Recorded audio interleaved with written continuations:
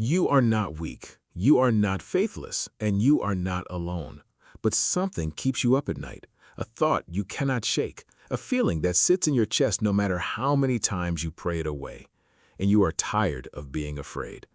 I want to show you what God actually says about that.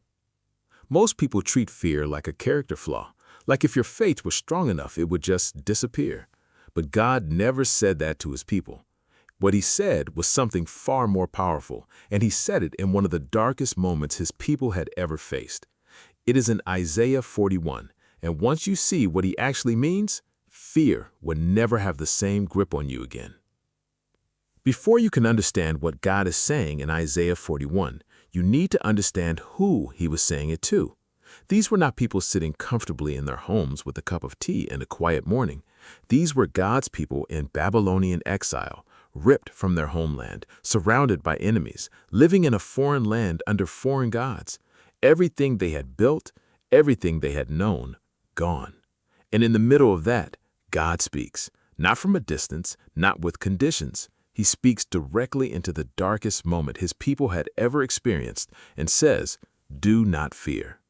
That is important because God did not wait for their circumstances to get better before he showed up. He met them exactly where they were, in the exile, in the fear, in the middle of the worst season of their lives. And that is exactly where he meets you too. Whatever you are facing right now, God is not waiting for it to be over before he speaks to you. He is speaking right now, in the middle of it. The first thing God says in Isaiah 41:10 is the simplest, and it is the one we skip over the fastest. Do not fear, for I am with you. Not I will be with you when you figure it out. Not I was with you before things got hard. Right now, in this moment, in this fear, I am with you. And here is what that actually means for you, sitting where you are sitting right now. One of the biggest reasons fear grows is because we feel alone in it. We look at what we are facing and we think, nobody understands this. Nobody sees what I'm carrying. And that loneliness makes the fear twice as heavy. But God is not a distant observer watching your life from somewhere far away. The same God who spoke the universe into existence, the same God who parted the Red Sea, the same God who raised Jesus from the dead, is with you. Right now, in your specific situation, aware of every detail. You are not facing this alone. And if God is with you, really with you, then the question is no longer how big is my problem. The question becomes, how big is my God? Here is something about Isaiah 41 that most people never notice. Scholars call it the great I will chapter of the Bible. Because in this single chapter, God says I will no fewer than 14 times. 14 promises, 14 declarations, every single one of them for the benefit of his people.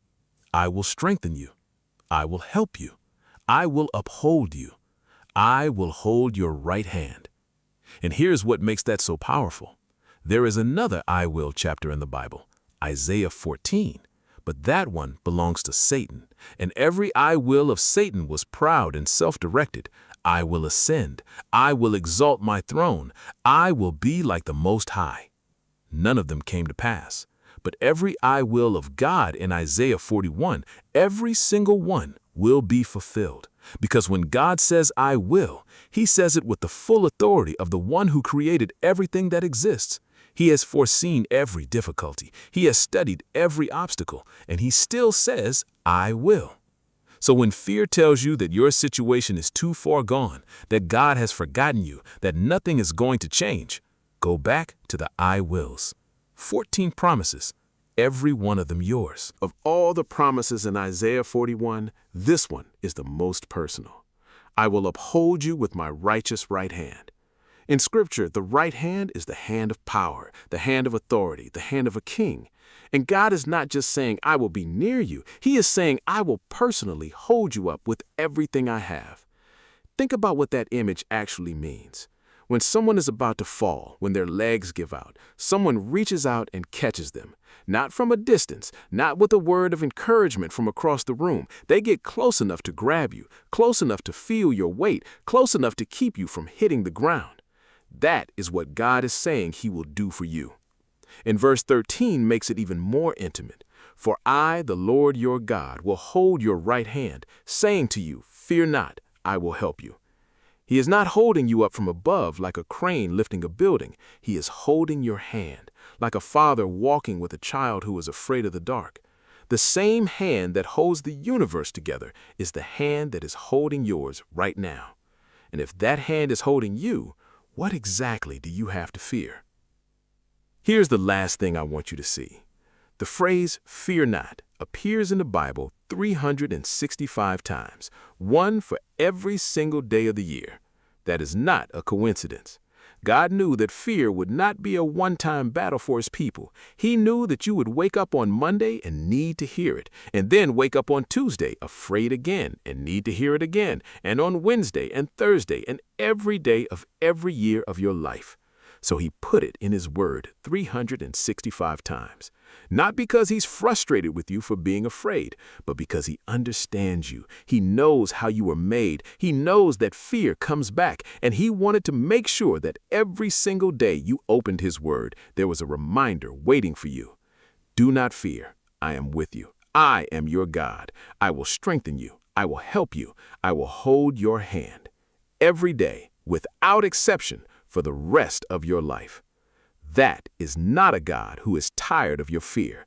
That is a God who loves you enough to meet you in it every single morning. Fear is not a sign that your faith is broken. It is a sign that you are human.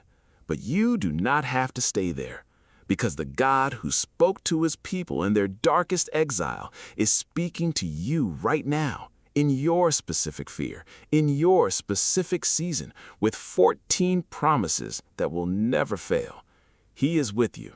He is your God, and he is holding your hand. If this video helped you see that, share it with someone who needs to hear it today.